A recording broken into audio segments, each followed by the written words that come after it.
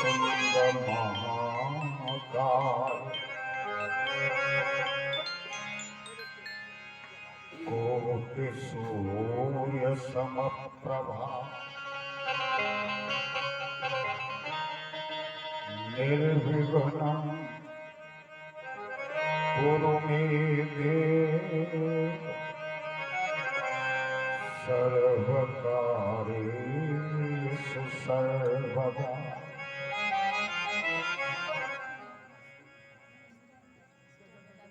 सरस्वती नमस्तुभ्यं वरदे कामरूपिणम्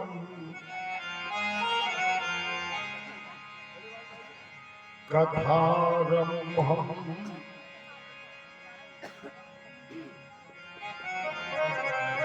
करिष्यामि सिद्धिर्भवतु मे प्रभु।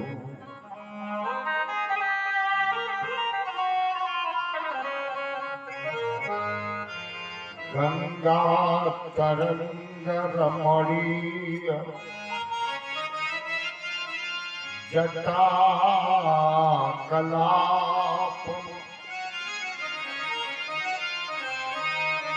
गौरी निरंतर विभूषित वामभागम्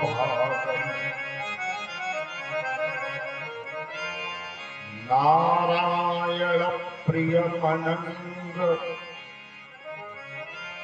मदापहारम्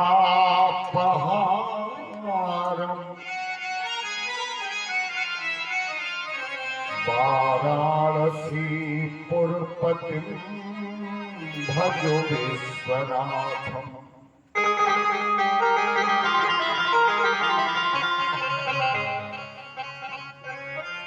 वंदे विदेहतनया पदपुंडरीकम्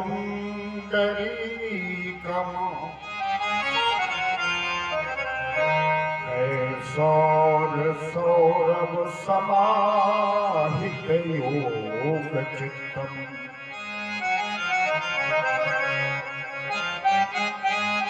हन्तुं त्रितापमनिशम्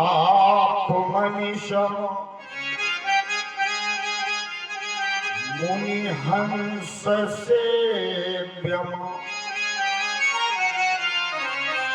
सन्मानशाल पर पीत पराग पुंजम्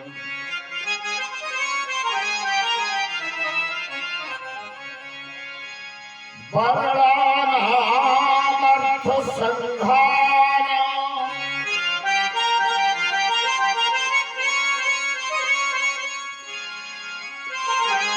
रसानां छन्दसामपि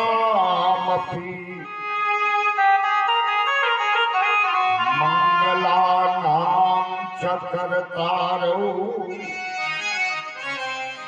वन्दे वाणी विनायकौ।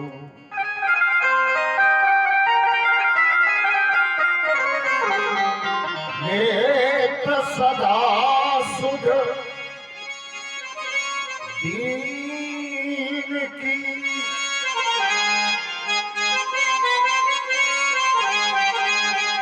सहज दया के धाम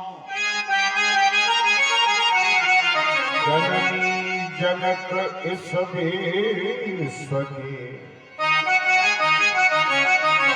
तुम्हें बारंबार प्रणाम।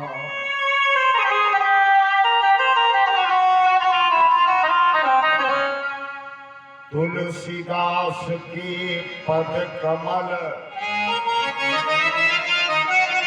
बारंबार मनाए गुण गामो सिया राम की हनुमत हो सहाय।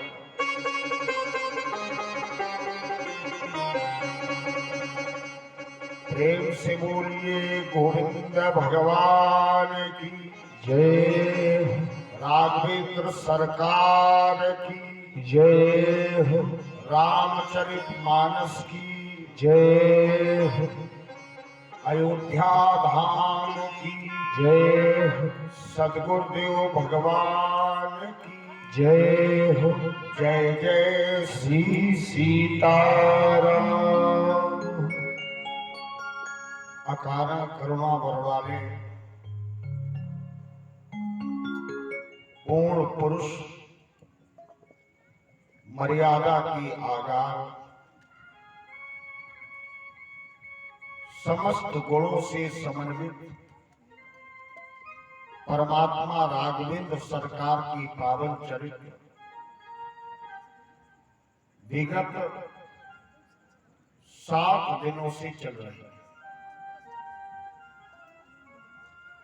आज सप्तम दिवस कथा का समुपस्थित है।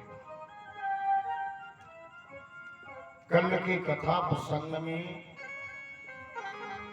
चक्रवर्ती दशरथ जी महाराज से भेंट करने के बाद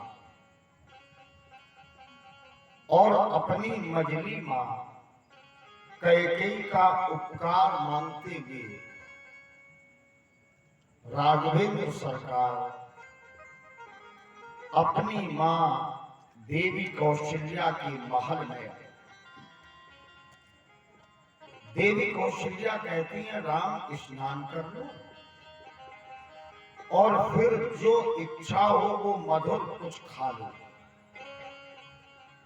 इसके बाद पिता के निकट जाना, क्योंकि आज तो तुम्हारा अभिषेक होना है।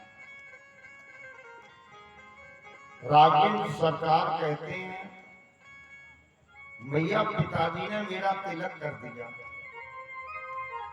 मैया का प्रश्न हुआ, कहाँ का राजा बनाया? भगवान कहते हैं, पिता दीन मोहि कानन राजी, मुझे वन का राज्य दे दिया पिताजी। मैया को कष्ट तो बहुत हुआ, लेकिन कौशल्या ज्ञान स्वरूपा है।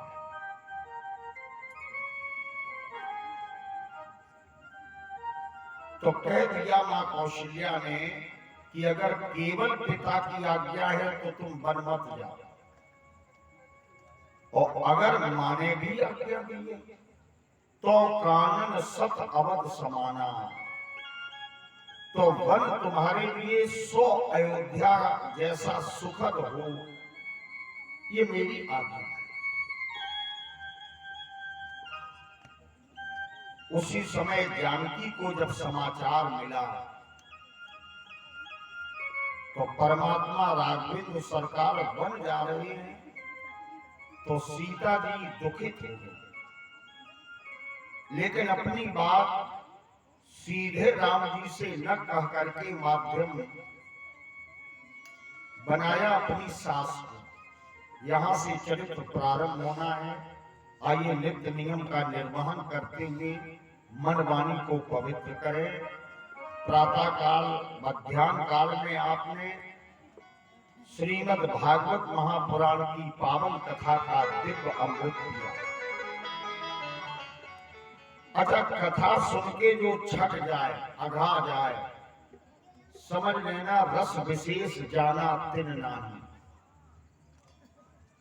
कुछ ऐसा सामयिक प्रभाव है कि भगवान के चरणों से शनै शनै हमारा प्रेम, कथाओं में हमारी अभिरुचि धीरे धीरे कम होती चली जा रही है। और ये पाश्चात्य सभ्यता और संस्कृति हमारी संस्कृति पर प्रभाव डालती है, लेकिन हम लोगों को इसके लिए जागरूक होना पड़ेगा, सतर्क होना पड़ेगा, सावधान होना पड़ेगा।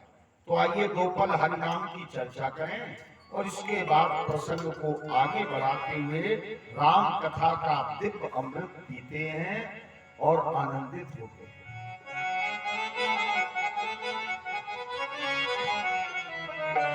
श्री राम जय राम जय जय राम, श्री राम जय राम जय जय राम, श्री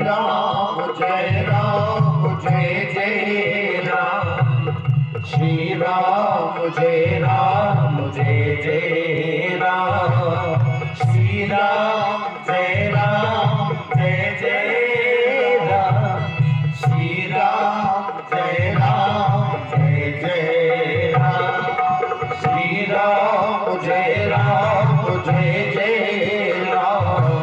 श्री राम जय जय राम।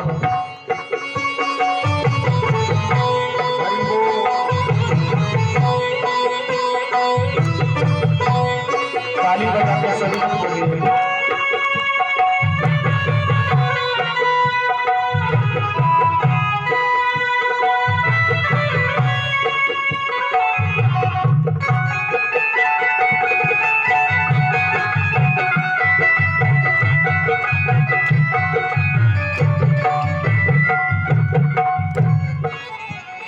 कौशल्या के प्यारे राम, दशरथ राज दुलारे राम।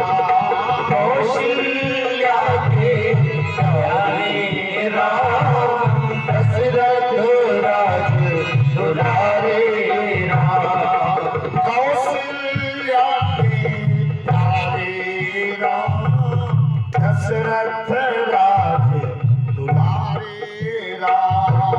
कौशल्या के प्यारे राम, दशरथ राज दुलारे राम। श्री राम जय राम, श्री राम जय जय राम। जय हो श्री राम जय जय राम, श्री राम जय जय राम। बोले श्री रामचंद्र भगवान की।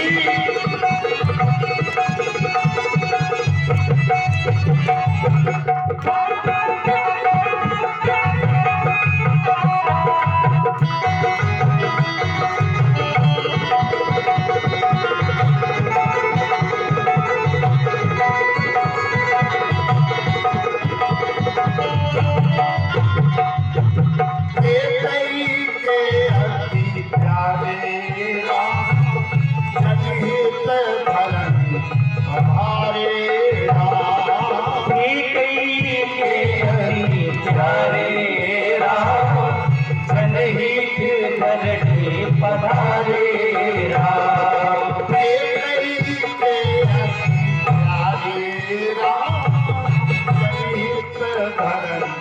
पधारे राम, प्यारे राम, जनहित धरणी पधारे राम। श्री राम जय जय राम, श्री राम जय जय राम, श्री राम जय जय राम, श्री राम जय जय राम।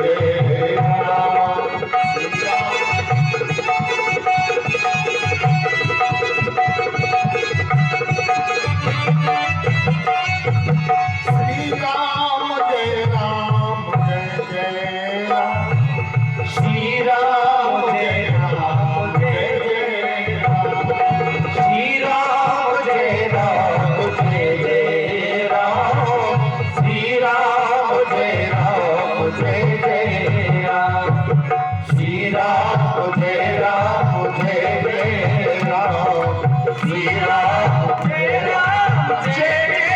राम, श्री राम जय जय राम, श्री राम जय जय राम।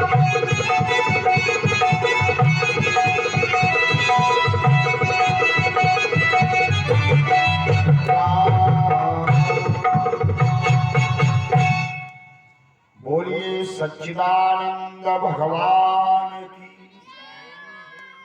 जिस समय राम जी अपनी मां देवी कौशल्या से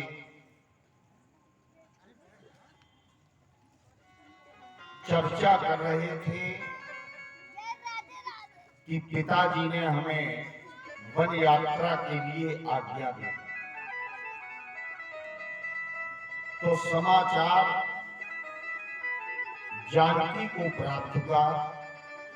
तुलसी बाबा की लेखनी से स्फुटित यह दोहा आज की कथा का प्रारंभ का दोहा, यहीं से कथा का शुभारंभ।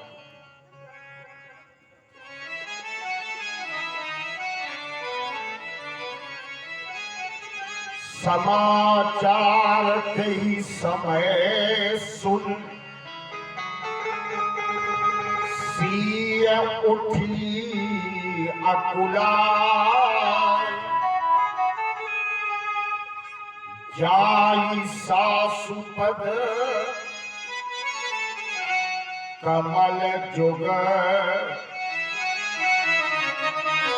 बंद बैठ सिरना।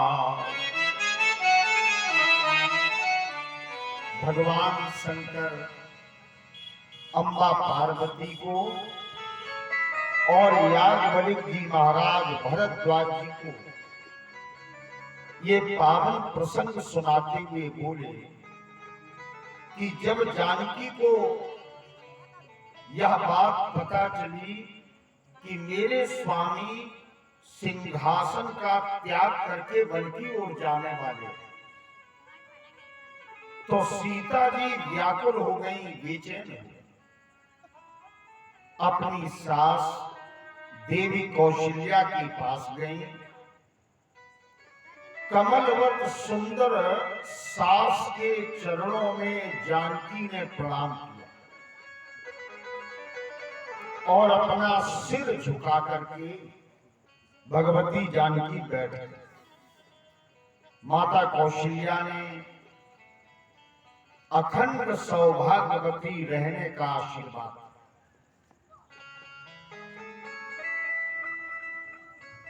जानकी ने अपनी व्याकुलता जब प्रकट की, तब देवी कौशल्या परमात्मा राम जी महाराज से कहती हैं कि राम, तुम तो बन जा रहे हो,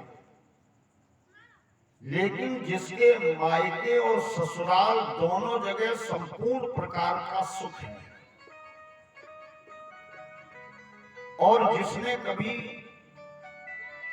वन देखा ही नहीं, जिसने कभी दुख जीवन में देखा नहीं, जिसके ससुर देवराज इंद्र की सहायता के लिए जाते हैं,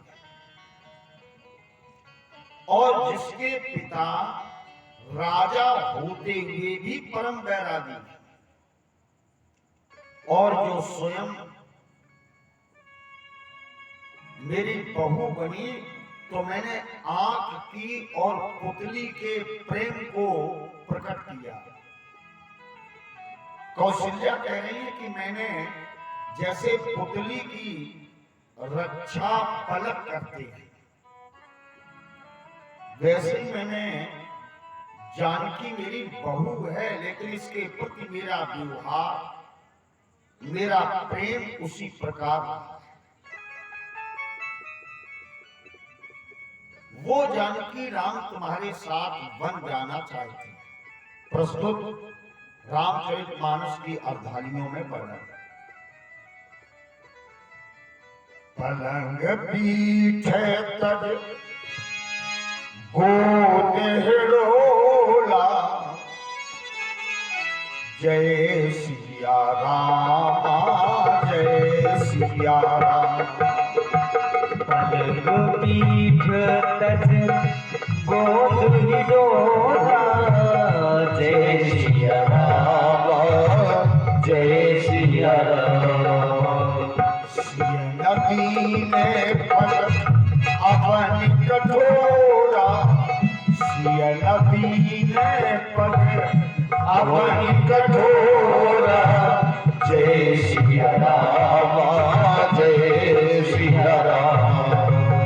जियन मूरे जिम जो बन रहा, जय सिया राम, जय जय सिया राम, जय सिया राम, जय सिया राम।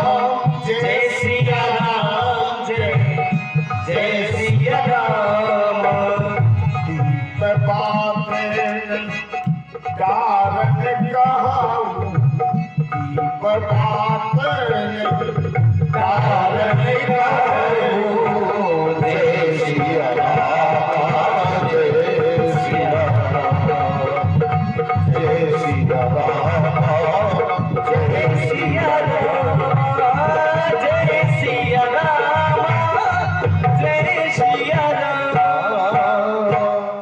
जिसने पलंग और पीढ़ा एवं गोद और हिडोला को त्याग करके अपना कोमल चरण कभी पृथ्वी पर नहीं रखता, ऐसी जानकी जो कि मुझे प्राणों से अधिक प्रिय है, राम वो वन जाना चाहती है। उसके लिए बेटा राम तुम्हारी क्या बात है? सुधी श्रोताओं के लिए एक यहाँ अर्धाली है, दीप बात नहीं चारण कहो। देवी कौशल्या कहती हैं कि रात्रि में अगर मेरी बहू सो गई सीता,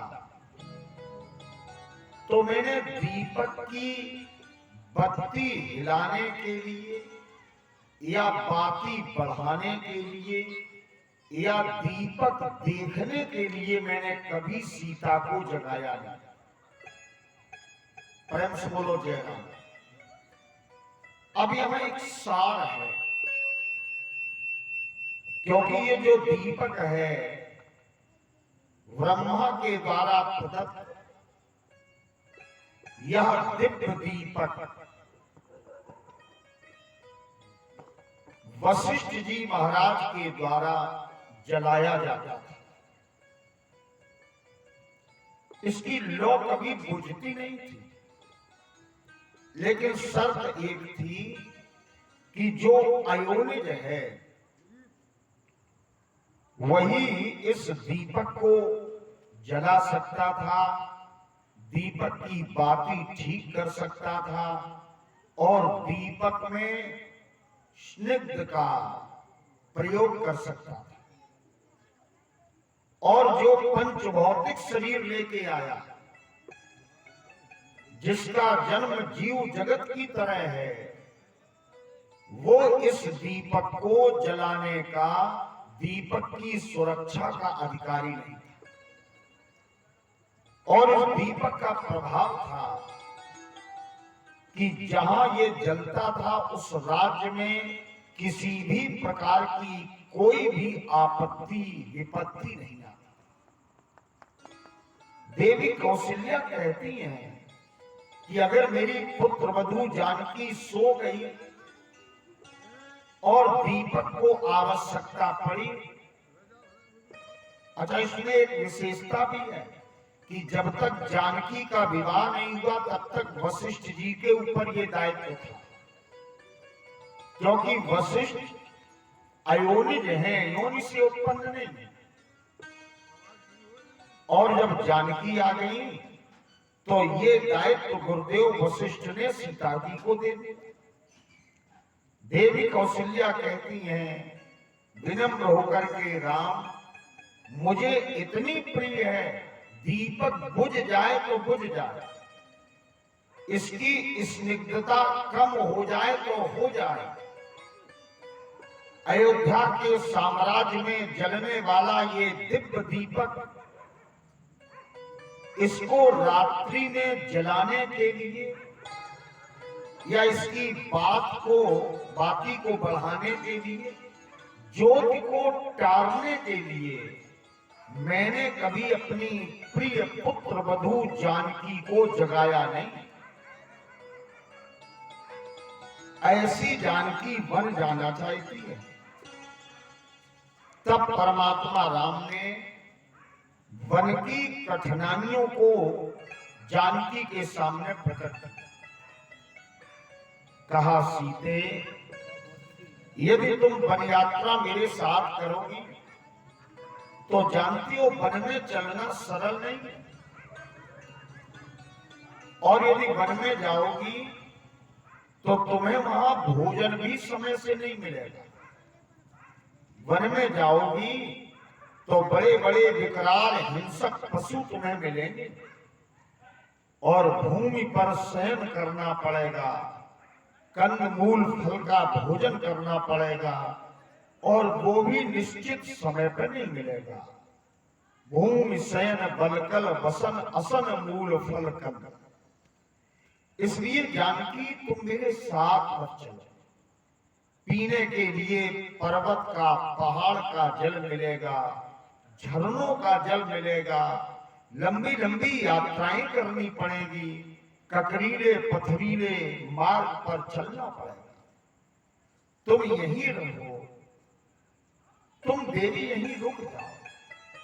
जब इच्छा हो तो पिता के घर चली जाना, और जब इच्छा हो तो यहां बनी रहना। ये 14 वर्ष की अवधि बड़ी जल्दी कट जाए। भगवती जानकी ने राम जी से निवेदन किया कि अयोध्या में अब 2 नहीं रह सकते। अगर आप मुझे न ले गए तो मेरे प्राण आपके निकट रहेंगे, और ये तन अयोध्या में रहेगा। और यदि आप ले चलेंगे तो तन और प्राण दोनों ही तुम्हारे निकट रहेंगे। देखिए कितना सुंदर भाव है। एक आदर्श पत्नी, आदर्श नारी कभी भी अपने पति से दूर नहीं होती।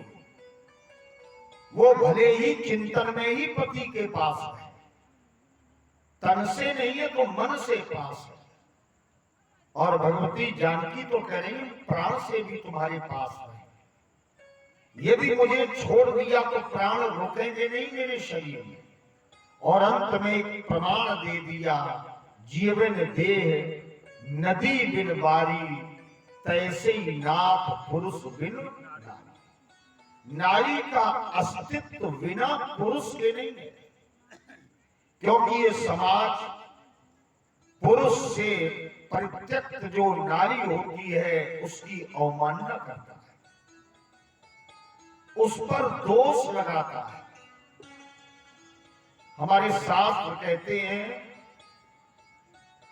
कि नारी अगर पति के चरणों से प्रेम करती है और पति परायण है तो उसे परमात्मा के उपासना की आवश्यकता नहीं पड़ती। पतिर एको ईश्वरा, भारतीय नारी का पति ही उसका ईश्वर है। प्रेम से बोलो जय राम। अब आजकल कलयुग है तो कभी कभी कथा में कह देती महाराज पूजती तो हम भी हैं रोज पति को, लेकिन बेलना और चिमटा से पूज देती है।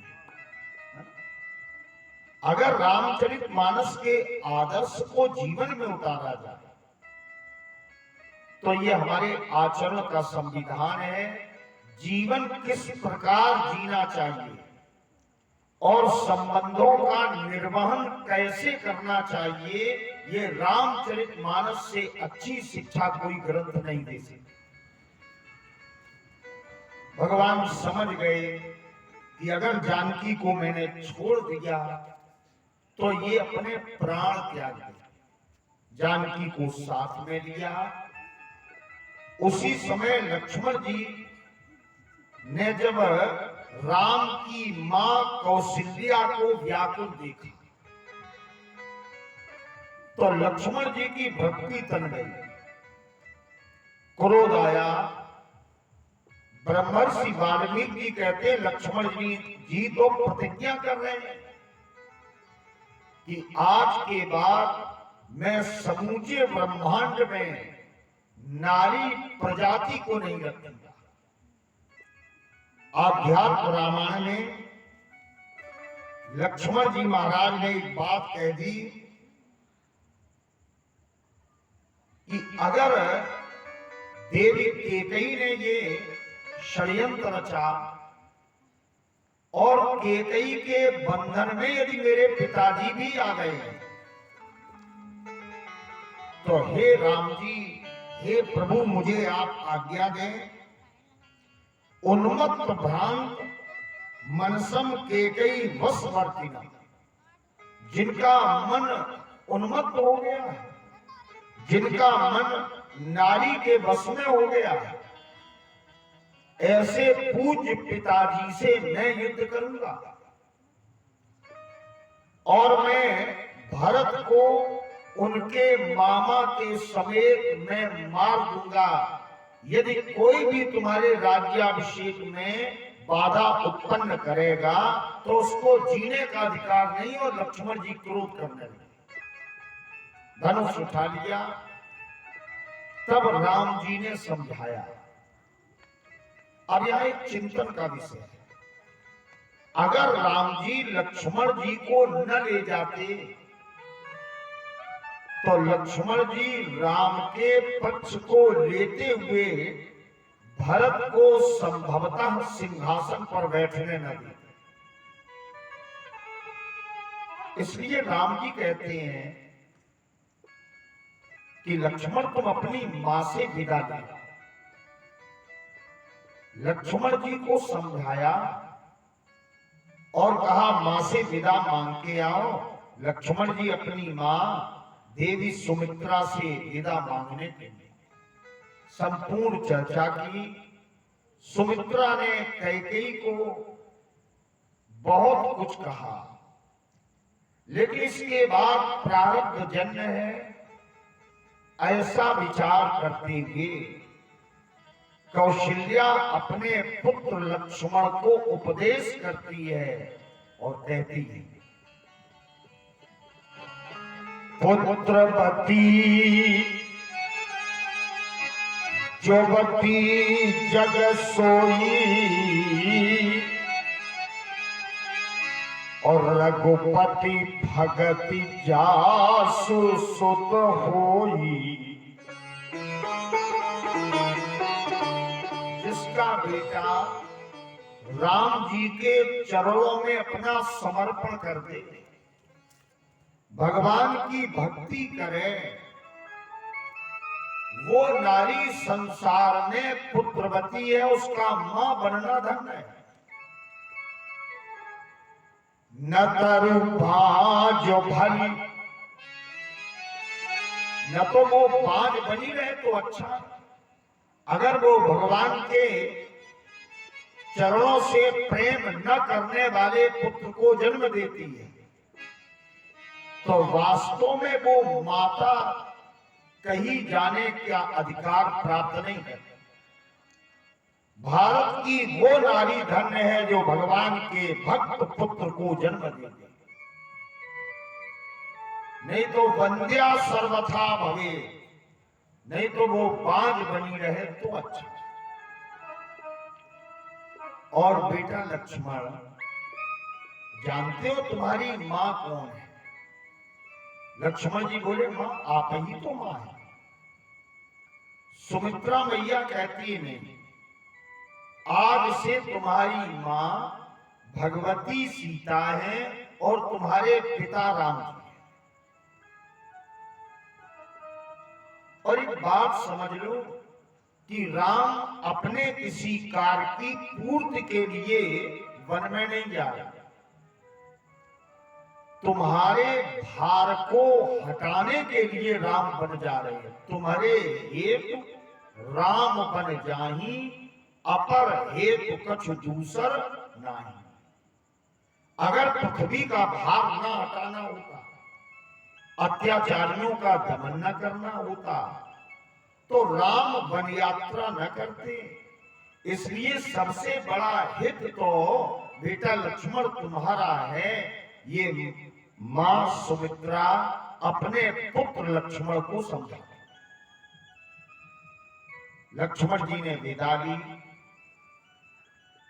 तो अब राम जी, लक्ष्मण जी और भगवती जानकी तीनों ही चक्रवर्ती दशरथ जी महाराज के पास।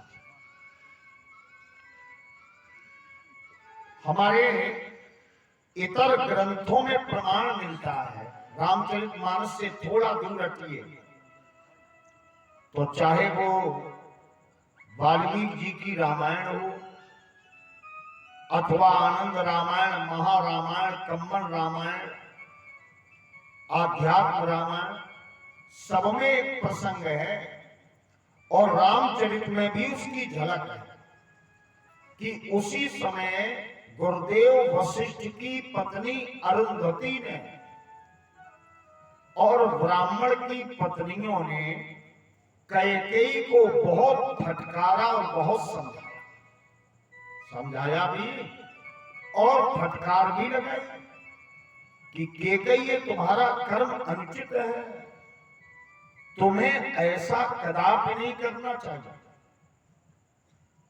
और तुम्हें अपनी पुत्र वधू पर दया नहीं आ रही। कैकेयी को समझाती हैं, लेकिन कैकेयी तमक के उठी। इधर परमात्मा राम जी चक्रवर्ती दशरथ जी से मिल रहे थे तो महाराज दशरथ जी बार बार राम जी को हृदय से लगा। कैकेयी देखती रही और इसने बन के वो वस्त्र परमात्मा राम को दिए। राम जी ने वलकल वस्त्र पहने। इसके बाद लक्ष्मण जी महाराज ने भी वलकल वस्त्र पहने और जैसे ही ये वलकल वस्त्र जानकी को देने लगी मझली मां कैकेयी, उसी समय अरुंधति ने कैकेयी को बहुत फटकारा और कहा कि अयोध्या की नियमावली में पति के चरणों में प्रेम करने वाली नारी जिसका पति जीवित है उसको संन्यस्त जीवन जीने का अधिकार नहीं है।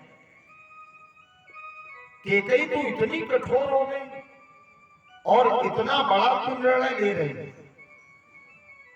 जिसको तूने अपनी बहू माना,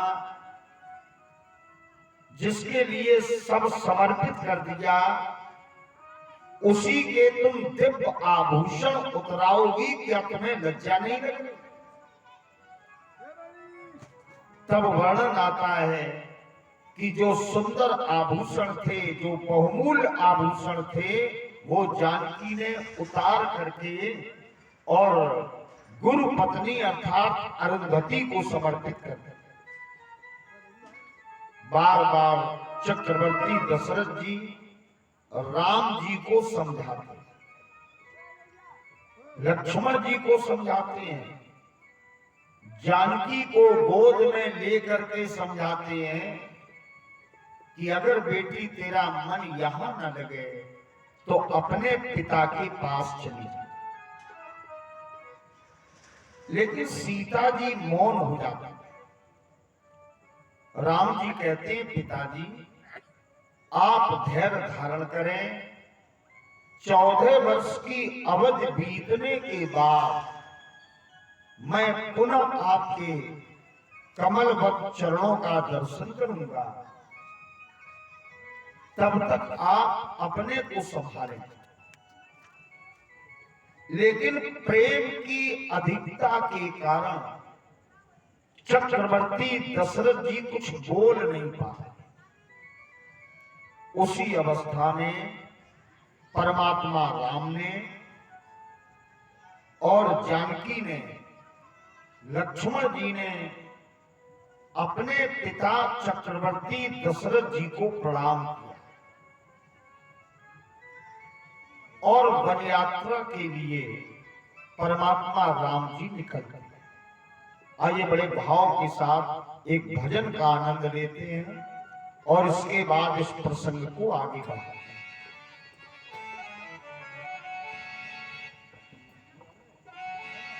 बोलिए सच्चिदानंद भगवान की जय।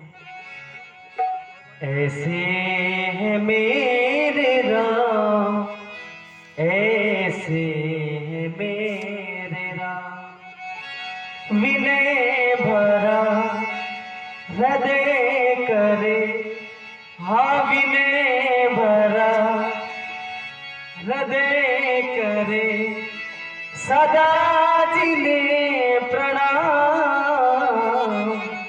ऐसे है मेरे राम, ऐसे है मेरे राम, ऐसे है मेरे राम, ऐसे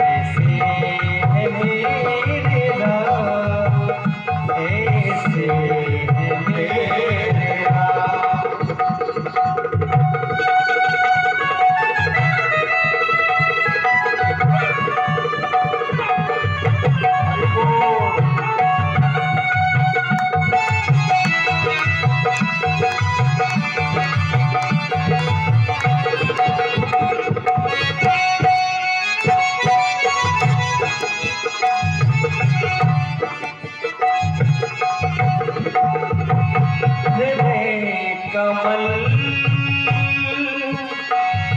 कमल नयन सुमुख कमल चरण कमल कमल के तेज तेज फूल कमल के हैं वो तेज फूल छवि ललित लला ऐसे है मेरे राम ऐसे है मेरे राम ऐसे है मेरे राम ऐसे है मेरे राम। माँ विनय भरा हृदय करे हाँ विनय भरा हृदय करे सदा जिए प्रणाम ऐसे है मेरे राम ऐसे है मेरे राम। उनके रामदेव सरकार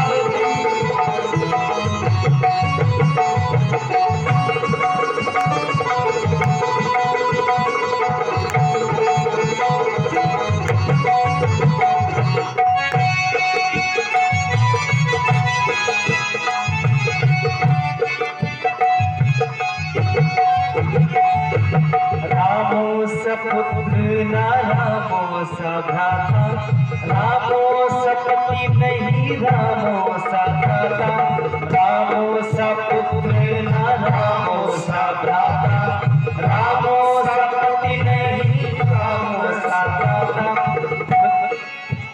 हाँ रामो समित्र न रामो सदाता सबसे निभाए है प्रेमों का नाता सबसे निभाए हैं प्रेम का नाता। स्वभाव से उदार शांत स्वभाव से उदार शांत सभी गुणों की धाम ऐसे है मेरे राम ऐसे है मेरे राम ऐसे है मेरे राम ऐसे है मेरे राम।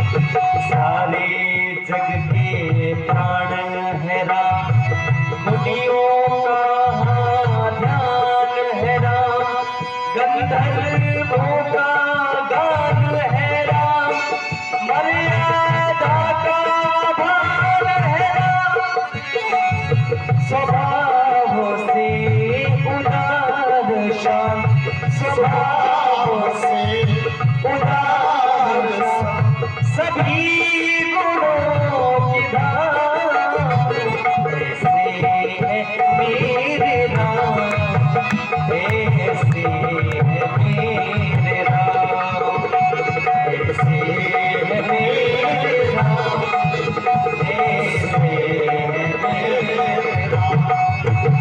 हाँ विनय भरा हृदय करे विनय भरा हृदय करे सदा जिए प्रणाम ऐसे है मेरे राम ऐसे है मेरे राम ऐसे है मेरे राम ऐसे है मेरे राम ऐसे है मेरे राम ऐसे है मेरे राम।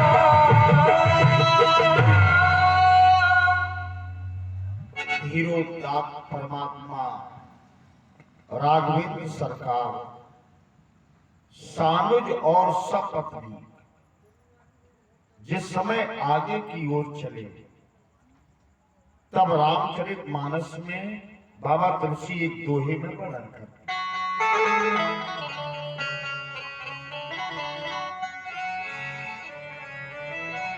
सजे बन साज समाज सब बनिता बंधु समेत,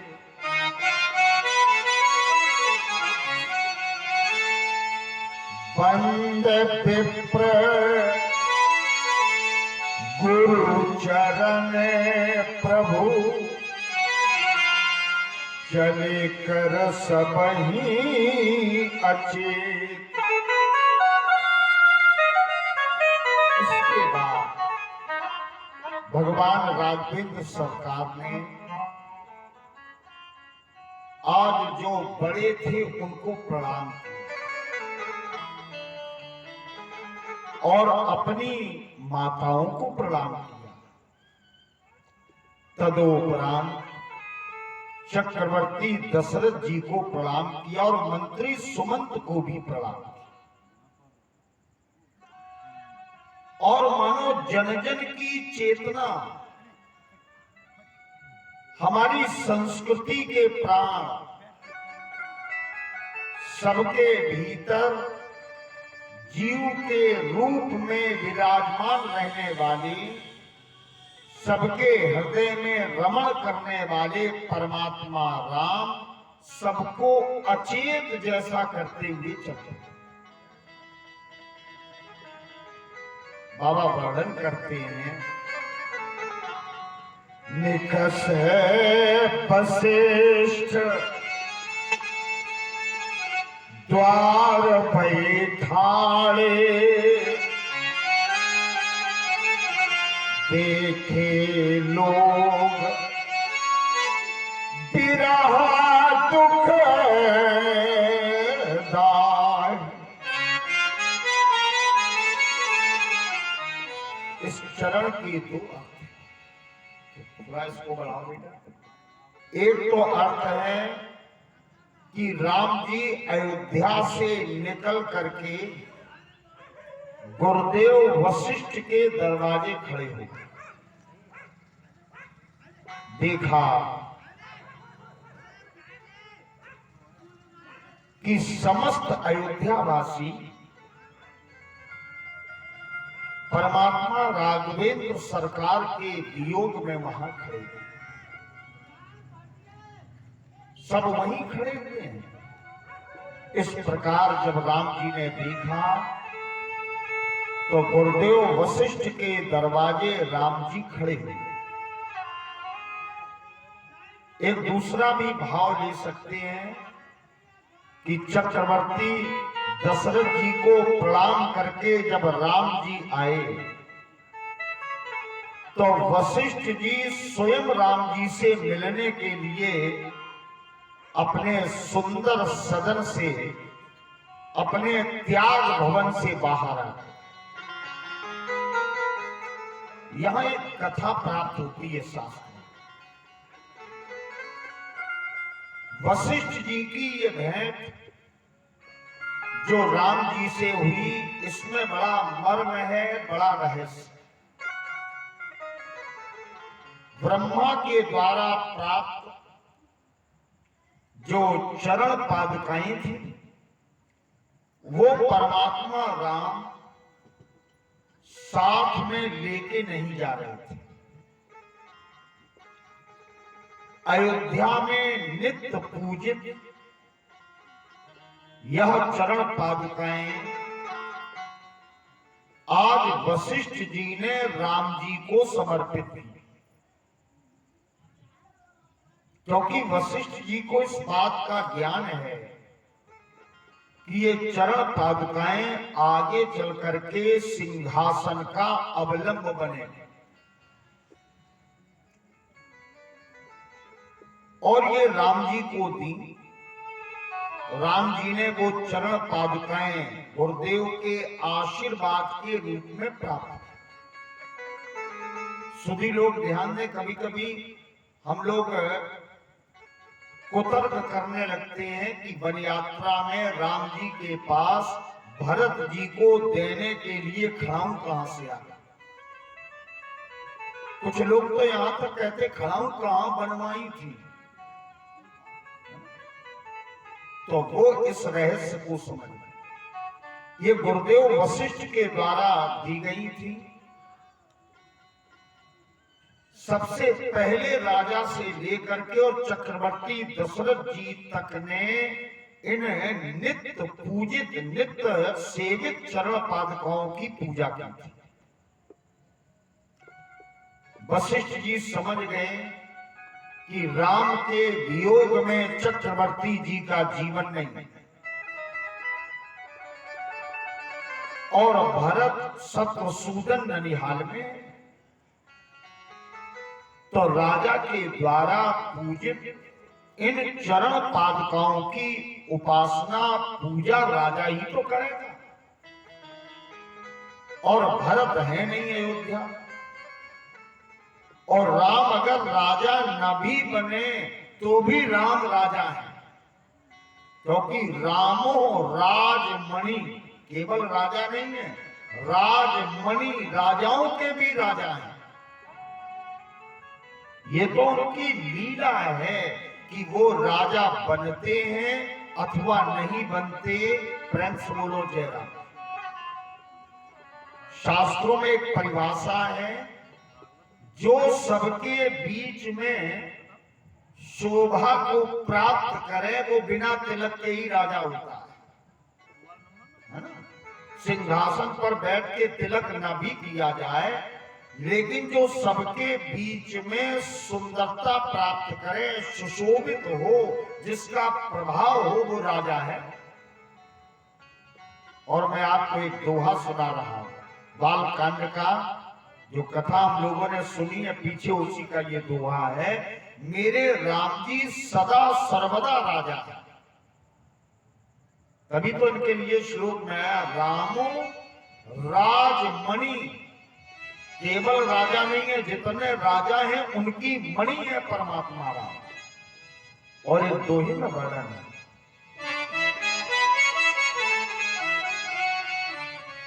राजत राज समाज महु, कौशल राज किशोर। और शास्त्र कहता है, राजते शोभते स राजा, जो कहीं शोभित हो, सुशोभित हो, और जो सबके बीच में राजे, वही राजा है। राजत राज समाज महु, कौशल राज किशोर। अगर आप रामचरितमानस का अर्थ करें तो बहुत अर्थ मिल जाते हैं। राजा जनक की सभा में दोनों भाई सुशोभित हुए, राम जी और लक्ष्मण जी। मैं निवेदन करूं, बड़े ध्यान से सुनना। राजत राज समाज महु,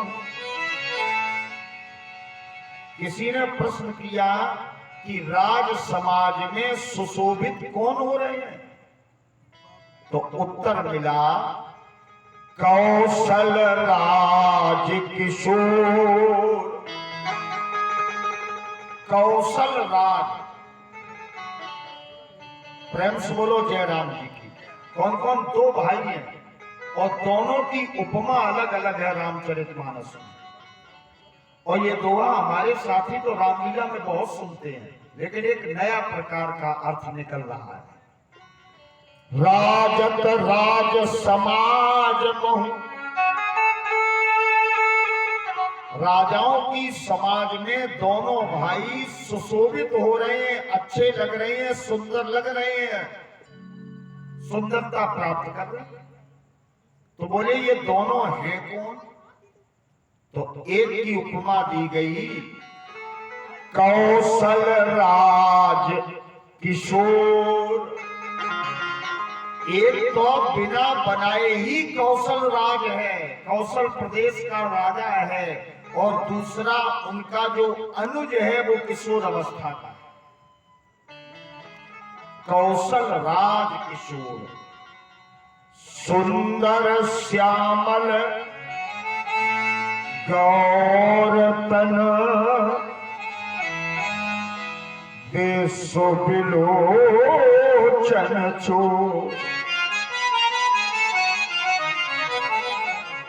मेरा केवल इतना निवेदन है कि राम जी सदा सर्वदा राजा हैं।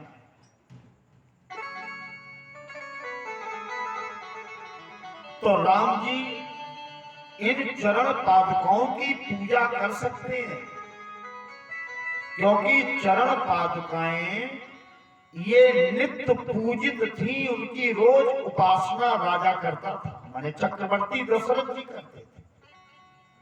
और वशिष्ठ को तीनों कालों का ज्ञान है, जाने ही तीन काल सब ज्ञान है। ऐसे वशिष्ठ जी ने विचार किया कि यदि राम चले गए और चरण पादुकाएं यहां रह गई तो इनकी पूजा कौन करेगा। तो अयोध्या में और भी बड़ा अमंगल हो सकता है,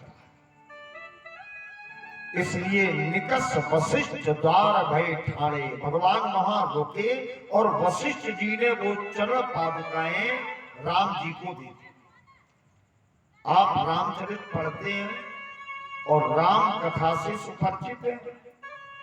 यही चरण पादुकाएं भरत जी को राम जी ने दी है। प्रभु करी कृपा पावरी दीनी, और भरत जी ने इनको अपने सिर पर रखा, और इसके बाद सिंहासन पर रख करके भरत जी ने, जो राम जी जितने दिनों वन में रहे उतने दिन इनकी पूजा की।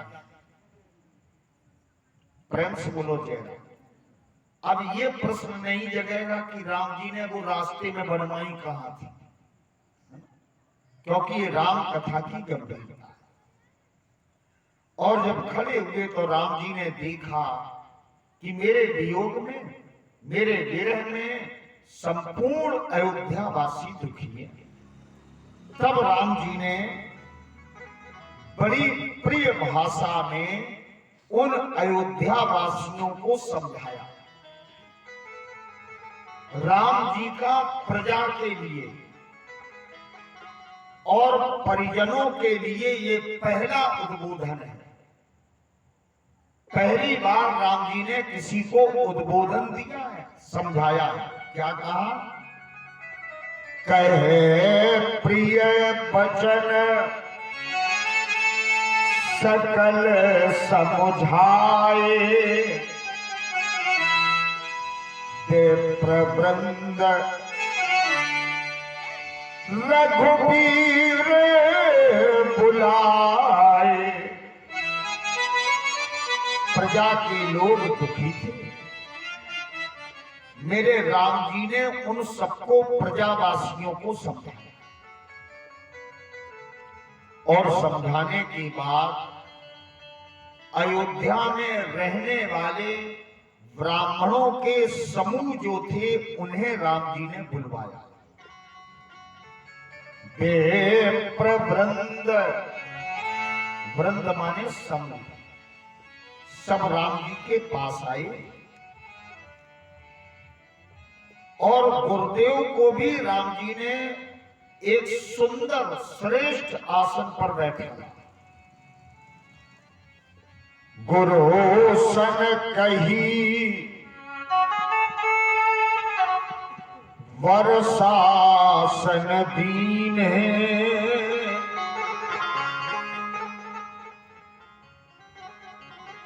और आदर दान विनय बस कीन है। राम जी ने गुरुदेव की आज्ञा लेकर के जितने ब्राह्मण थे उन ब्राह्मणों को 1 वर्ष के भोजन की व्यवस्था राम जी ने की। प्रेम से बोलो जय राम जी। क्या आपने ये सुना कि जब राम जी वन गए तो स्वयं तो वन जा रहे हैं, लेकिन ब्राह्मणों के विप्रों के भोजन की व्यवस्था वो भी 1 वर्ष की, ये राम जी ने स्वयं की आज्ञा दी और गुरुदेव वशिष्ठ से कहा। लेकिन होता यह है कि हम लोग रामचरितमानस की चौपाई पढ़ जाते हैं, लेकिन कभी कभी शब्द हमारी पकड़ से निकल जाता और अर्थ नहीं करता। अब इसी चौपाई में आप अर्थ कर लेंगे। गुरु सन कही, गुरुदेव वशिष्ठ जी से राम जी ने कहा कि ब्राह्मण खड़े हैं और अब अयोध्या में कोई मांगलिक कार्य नहीं होगा, और जब मांगलिक कार्य नहीं होगा तो ब्राह्मणों को भोजन कहां से मिलेगा? सोचने का विषय। तो आगे वर्णन आता है, गुरु सन कही वर शासन दीन है। वर शासन, वर्ष असन, असन कहते हैं भोजन को, और वर्ष कहते 1 वर्ष। वर्ष धन असन बराबर शब्द बना वर्षासन। 1 वर्ष का जो असन है, असन माने भोजन, वो गुरुदेव वशिष्ठ जी से कह करके राम जी ने समस्त ब्राह्मणों को दिलवाया। और केवल उनके भोजन की व्यवस्था नहीं की, आदर दान, आदर दान, ब्राह्मणों का आदर भी किया। मैं आपसे एक निवेदन करूं कि आजकल ब्राह्मणों से भी कर्मचारी की तरह काम कराया जाता है। कथा कहने ब्राह्मण आए तो आदर नहीं, चलो इतने रुपए लिए। ब्राह्मण का अनादर भूल करके भी किसी को नहीं करना चाहिए। और नहीं तो एक मंत्र है, जिसको अपने वंश का, अपने कुल का विनाश करवाना हो तो एक ही उपाय है कि वो ब्राह्मण का अपमान कर दे। उसे लगेगा कि हमने अपमान कर दिया, लेकिन उसने अपने वंश के विनाश की जड़ अपने यहां गाड़ दी। परमात्मा भी ये नहीं करते। तो ब्राह्मण का अपमान भूल करके भी नहीं करना चाहिए। तो राम जी ने आदर दिया है और बड़ी विनम्रता की। जाचक दान मान संतोषे, मीत पुनीत प्रेम परितोषे। मित्रों को राम जी ने प्रेम से समझाया और सबका सत्कार किया। दासी और दास बुलाए। राम जी ने कहा, मेरा सबसे प्रिय व्यक्ति वही है जो मेरे पिता के दुख में मेरे पिता को सुखी करने का प्रयास करे। इतना बड़ा उद्बोधन आप रामचरितमानस बड़े ध्यान से पढ़ें तो समूची प्रजा को इतना बड़ा उद्बोधन राम जी ने सिंहासन के पूर्व वन यात्रा जाते समय दिया। अब तुलसी बाबा वर्णन करते हैं, राम जी ने माताओं को धैर्य बंधाया और धैर्य बंधाने की बाद जब राम जी आगे की ओर चले तो इधर गई मूर्छा, तब भूपति जागे और बोल सुमंत कहन अस लागे। तब तक चक्रवर्ती दशरथ जी महाराज की मूर्छा गई महाराज दशरथ की, और महाराज ने नेत्र खोले। और जब नेत्र खोले तो मंत्री सुमंत को चक्रवर्ती दशरथ जी आज्ञा देते हैं। मंत्री सुमंत, क्या मेरा ज्येष्ठ पुत्र राम वन चला गया? एक बड़ा प्यारा श्लोक है। हा राम जगत नैना विराम,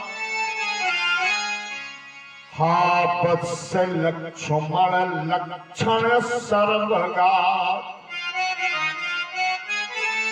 मेरे नैनों के अभिराम, नेत्रानंद दाता राम, क्या तुम चले गए? हा वत्स लक्ष्मण सुलक्षण सर्वगा। हे बेटा लक्ष्मण, तुम्हारे एक एक अंग में लक्षण ही लक्षण है, क्योंकि तुम लक्षण धाम हो। हा सार्वमेथिल पति स्थित चेत वृत्ते। हे जनक की दुलारी, तुम्हारा चित्त और तुम्हारे चित्त की वृत्तियां तो पति के चरणों में प्रेम करने वाली। हा गता किल बनम बत में तनुजा। मेरे लिए सब किस ओर चले गए, अकेला छोड़ के वन की ओर चले गए। तब चक्रवर्ती दशरथ जी महाराज कहते हैं, राम चले बन प्राण न जाही, यही सुख लाग रहत तन माही। जब अयोध्या से राम चला गया, सबके जीवन प्राण चले गए, तो अब दशरथ के हृदय की अयोध्या में प्राण किस प्रतीक्षा के लिए रुकेंगे? राम वन चले गए और प्राण तुम क्यों नहीं जा रहे हो? तुम इस शरीर का त्याग क्यों नहीं कर रहे हो? के ही सुख लाग। महाराज दशरथ कहते हैं, अरे मेरे प्राण, अब किस सुख के लिए तुम इस जर्जर काया में, इस बूढ़े शरीर में आश्रय पा रहे हो? राम के जाने के पहले तुम्हें इस शरीर का त्याग कर देना चाहिए। धैर्य धारण किया महाराज दशरथ ने, और मंत्री सुमंत से नेत्रों में अश्रु भरते हुए आंसू निकल रहे हैं, मानस मोती निकल रहे हैं। और चक्रवर्ती दशरथ जी कहते हैं, पुन धर धीर कहे नर नाहु, लय रथ संग सखा तुम जाओ। मेरे प्यारे मंत्री, मेरे सखा, मेरे मित्र सुमंत, तुम रथ लेकर के और मेरे पुत्र राम के साथ। मंत्री सुमंत हाथ जोड़े और चक्रवर्ती दशरथ जी कहने लगे, सुख सुकुमार कुमार दु, जनक सुता सुकुमार, रथ चढ़ाय दिखराय बन, फिर गए दिन चार, मेरे दोनों पुत्र बड़े सुकुमार हैं। मंत्री सुमन सुकुमार हैं, अवस्था भी पूर्ण नहीं है, कम है और कोमल चित्त है, कोमल शरीर है मेरे दोनों पुत्रों का, राम का और लक्ष्मण। और जनक की कन्या जो मेरी पुत्र वधू है वो अति ही कोमल है। इनके पैदल जाएंगे, नगर के बाहर लोग जब देखेंगे कि चक्रवर्ती दशरथ जिनको अपना सिंहासन देने वाले थे वो पैदल चल रहे हैं, मुझे सब अच्छा नहीं कहेंगे। मंत्री सुमंत कहते महाराज आज्ञा। तब चक्रवर्ती दशरथ जी कहते हैं रथ चढ़ाए दिखराय बनो, तुम मेरी ओर से मेरी आज्ञा कह देना कि मेरे दोनों पुत्र और मेरी पुत्र वधू रथ पर बैठ करके अयोध्या से वन की ओर जाए और वन का दर्शन कराना उन्हें। 2-4 दिन वन में भ्रमण कराने के बाद सुमंत तुम वापस लौटा। कथा से एक शिक्षा प्राप्त करें। क्या चक्रवर्ती दशरथ जी ने एक भी बार राम से ये कहा कि तुम वन चले जाओ? कोई छोटा सा प्रश्न। क्या एक भी बार महाराज दशरथ ने राम जी से ये कहा कि तुम वन चले जाओ? तो उत्तर मिलेगा कि एक बार धोखे में भी नहीं कहा कि तुम वन चले, बल्कि मना किया। भगवान शंकर की स्तुति की है कि हे आसुतेश, हे भगवान शिव, अगर संसार के लोग मुझे बुरा कहें तो मैं सहन कर लूंगा, लेकिन ऐसी बुद्धि मेरे राम को दे दो कि मेरी बात न माने और ये वन यात्रा की ओर न जाए। तुम प्रेरक सबके हृदय, सो मत राम ही दे। बहुत प्यारा दोहा। और यहां मंत्री सुमंत से कहते हैं कि 2-4 दिन में मेरे राम को वापस लिया।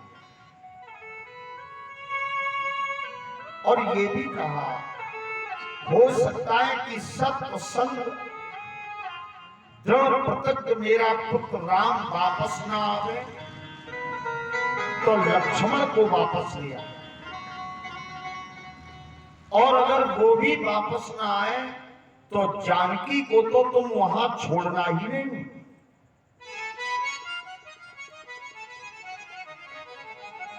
वहां अकेला मत छोड़ना, तुम सीता को वापस ले आना। अब यहां एक सिद्धांत है कि जिसके ससुर और जिसकी सास घर में हो और इसके बाद उस परिवार की पुत्र वधू वन में अकेले भ्रमण करे तो इसमें मर्यादा दशरथ की भी चली जाएगी। सुमंत इस बात का ध्यान रखें। ये भारतीय आदर्श है, भारतीय दर्शन है, क्योंकि भारत की नारी की सुरक्षा के लिए उसके पति का पिता भी समर्पित हो जाता है। ये आदर्श हमारे भारत का है। जो नहीं फिरे धीर दो भाई, सत्य संगत मत रघुराई, तो तुम विनय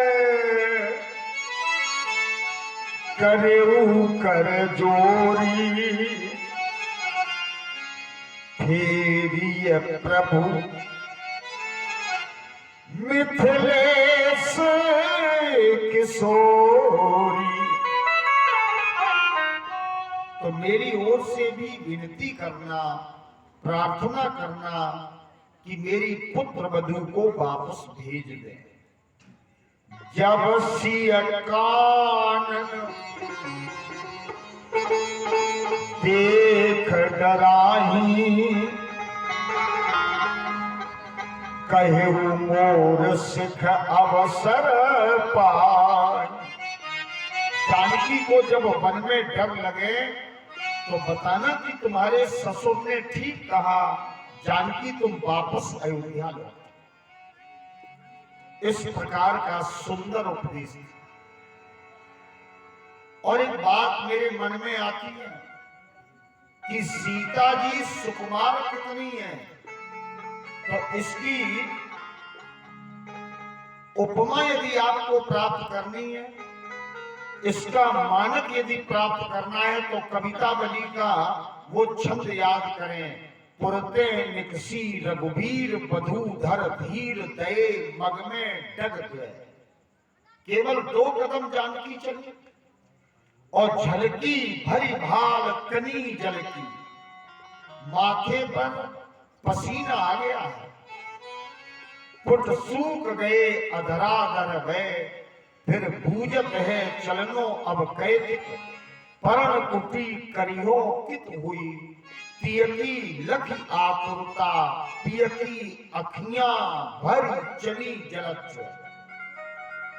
जानकी के तो माथे पर पसीने के बूंदे हैं, पसीने का पानी है, लेकिन राम जी के नेत्रों में अपनी पत्नी की व्याकुलता देख करके करुणा का और प्रेम का पानी आता। इतनी सुकुमार जानकी, लेकिन फिर भी अपने पति का अनुगमन किया और पति परायण होने का आदर्श आज जानकी ने प्रस्तुत किया। सबको प्रणाम किया, अयोध्या को भी प्रणाम किया, और आज राम जी की वन यात्रा प्रारंभ हुई। तो आइए वन यात्रा में विदाई का एक भजन गाते हैं। छूके दशरथ चरण त्याग कई सदन, राम बन को चले, राम बन को चले। छूके दशरथ चरण त्याग कई सदन, राम बन को चले, राम बन को चले। छोड़ दशरथ चरण त्याग कई शरण, राम बन को चले, राम बन को चले। राम बन को चले, राम बन को चले।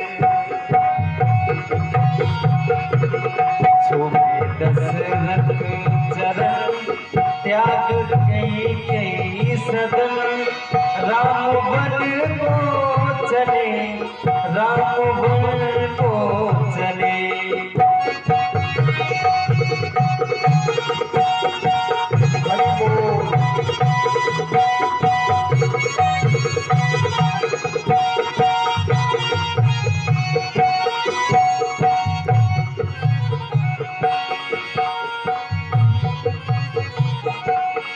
माता कौशल्या और गुरुजन दुखी सब भये। माता कौशल्या गुरुजन दुखी सब भये। माँ कौशल्या और गुरुजन दुखी सब भये। माँ कौशल्या और गुरुजन दुखी सब भये। लोग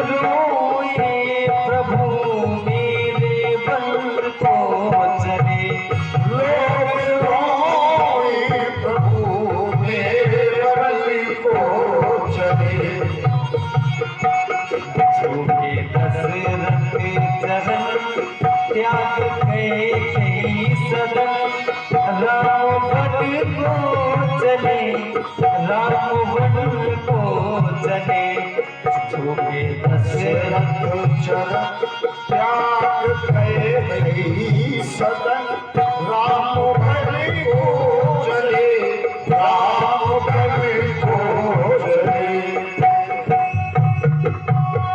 बोलिए राघवेंद्र सरकार जय हो।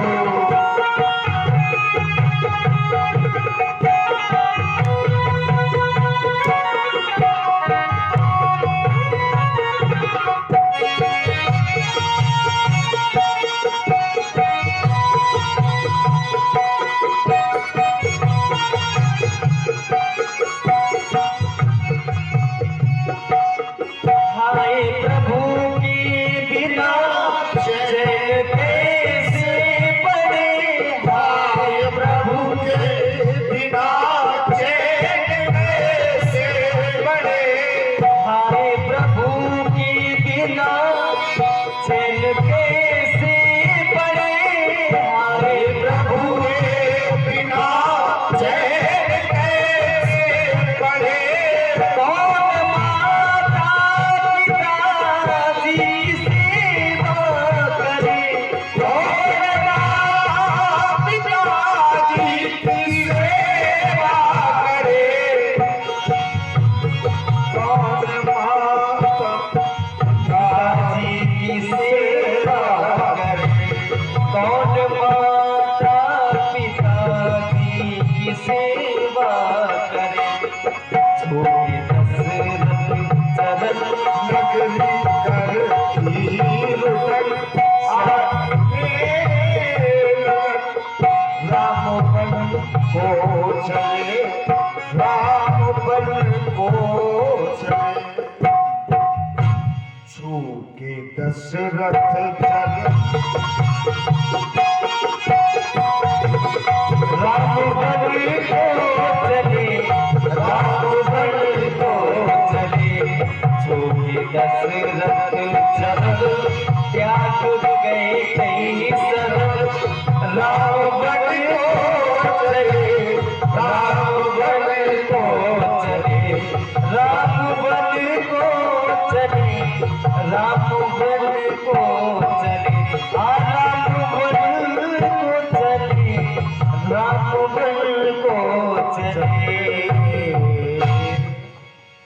प्रेम से बोलिए सच्चिदानंद भगवान की जय।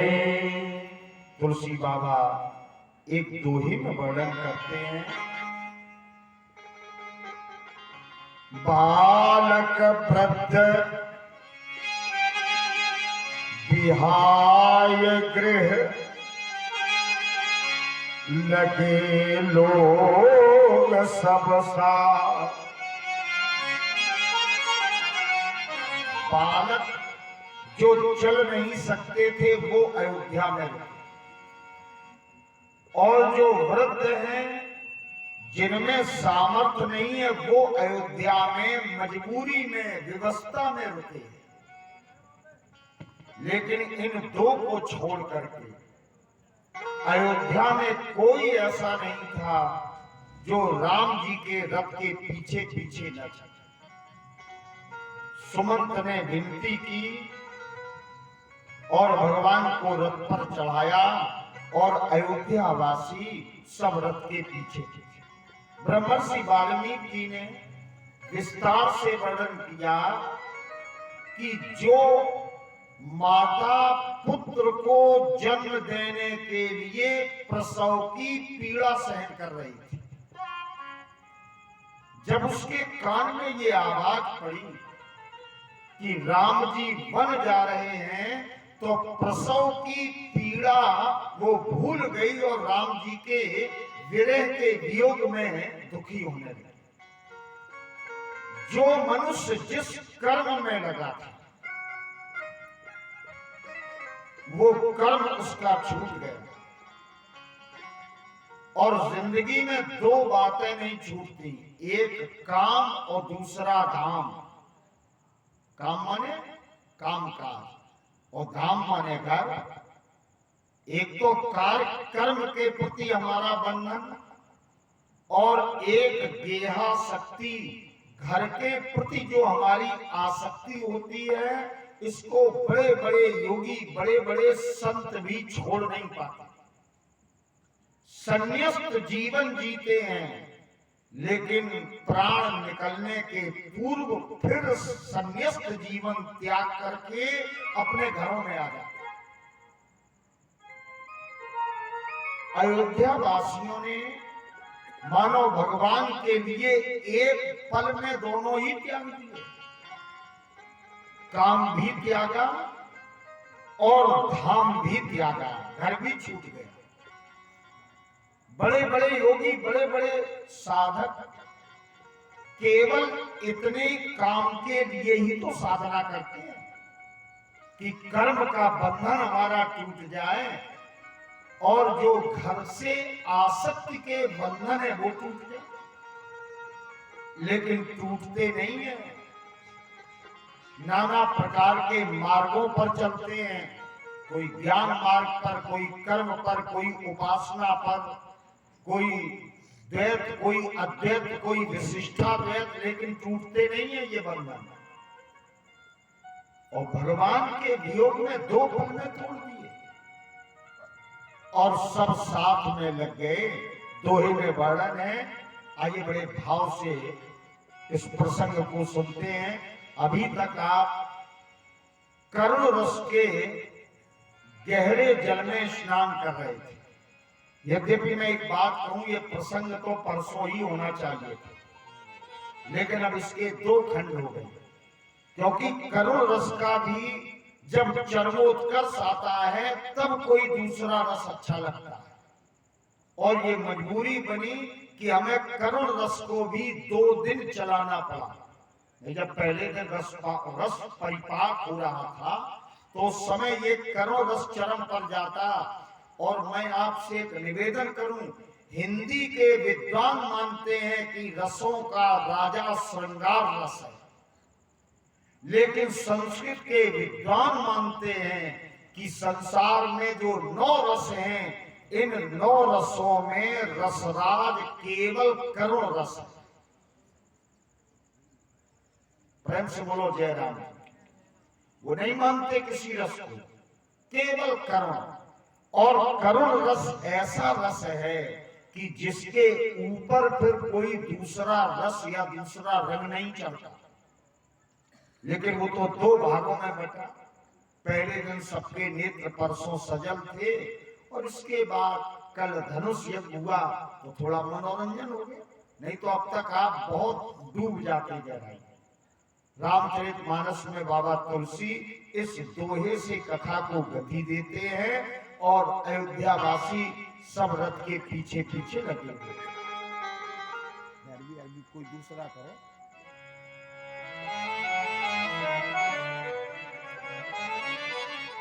बालक ब्रज विहाय गृह लगे लोग सब साथ, तमसा तीर निवास किए, प्रथम दिवस रघुनाथ। भगवान ने पहली रात्रि में तमसा के पावन पुलिन पर विश्राम। ठाकुर जी वहीं रुके, प्रजावासी पीछे पीछे। तो बेचारे पैदल आए, तो इन्होंने रथ को चारों ओर से घेर लिया। बड़े ध्यान से सुनना, ये प्रसंग नहीं, इसका अर्थ समझ में नहीं आएगा।